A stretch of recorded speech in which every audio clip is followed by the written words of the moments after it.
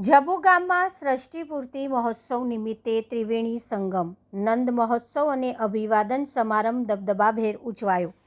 છોટાઉદેપુર જિલ્લાના બોડેલી તાલુકાના ઉરસંગ નદીના પવિત્ર તટે આવેલા જબુ ગામ ખાતે સુપ્રસિદ્ધ પ્રભુ દ્વારકાધીશ મંદિરના 50 વર્ષ પૂર્ણ થવા નિમિત્તે પાટોત્સવ અને વૈષ્ણવાચાર્ય તૃતીય પીઠાધીશ્વર કાંકરોલી નરેશ પૂજ્યપાદ ગોસ્વામી 108 ડૉક્ટર વાગેશ કુમારજી મહારાજના સૃષ્ટિપૂર્તિ મહોત્સવ અંતર્ગત ભવ્ય અભિવાદન સમારંભ, નંદ મહોત્સવ અને ફૂલ મંડળીના મનોરથનો ત્રિવેણી સંગમ કાર્યક્રમ ભવ્ય રીતે યોજાયો।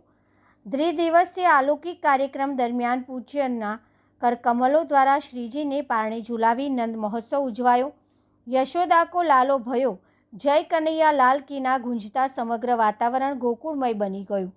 સાંજે યોજાયેલા સૃષ્ટિપૂર્તિ અભિવાદન સમારંભમાં મહિલા મંડળ, યુવાનો, વડીલો તથા સમાજના આગેવાનો દ્વારા પૂજ્યશ્રીને સ્મૃતિચિહ્ન, મોમેન્ટો અને શાલ ઉડાડી વિશિષ્ટ સન્માન અપાયું। આ પ્રસંગે પૂજ્યશ્રીએ વચનામૃતમાં યુવા શક્તિને સંબોધતા જણાવ્યું કે યુવાધન દ્વિદિવસીય ઉત્સવમાં ભક્તિના હિલોડે ચડ્યું છે। આયોજનમાં હવેલીના મુખિયાજી ચેતનભાઈ અને જયેશભાઈ વ્યાસ દ્વારા સુંદર વ્યવસ્થા ગોઠવાઈ હતી, જેના કારણે વૈષ્ણવને અલૌકિક આનંદનો અનુભવ થયો। દેશ વિદેશ તથા વડોદરા સહિત વિવિધ વિસ્તારમાંથી વિશાળ સંખ્યામાં ભક્તો ઉપસ્થિત રહી ભાવવિભોર બન્યા। સમસ્ત જબુ ગામ વૈષ્ણવ સમાજ દ્વારા આયોજિત દ્વિદિવસીય કાર્યક્રમ જબુ ગામને ગોકુળ અને કાંકરોલી ધામમાં પરિવર્તિત કરી ગયો। Bureau report Virendrasinh Desai, Bodeli.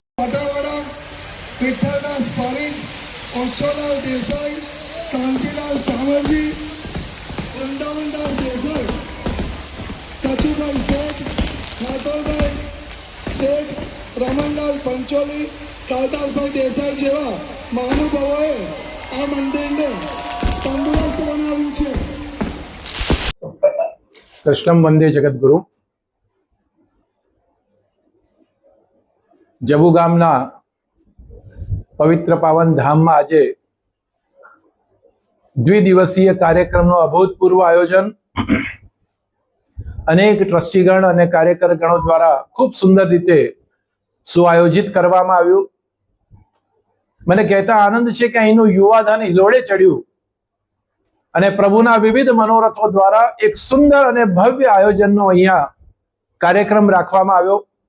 મંદિરને 50 વર્ષ પૂર્ણ થયા, એના વિશેષ આયોજન રૂપે આ ભવ્ય કાર્યક્રમ રાખ્યો અને આ કાર્યક્રમમાં મને કહેતા આનંદ છે કે ટ્રસ્ટી મંડળ, અનેક મહિલા મંડળો અને વિશેષ રૂપે યુવા પાંખે જે પોતાનું તન, મન, ધન ન્યોછાવર કર્યું છે પ્રભુ ઉપર, એ ભારતીય સંસ્કૃતિના ઇતિહાસમાં અને જબુ ગામના ભાવિ ભવિષ્ય માટે એક ઉજ્જવળ તક મને દેખાઈ રહી છે। તો પ્રભુ એ બધા પર કૃપા કરે, એ જ અભ્યર્થના સાથે વિરમું છું।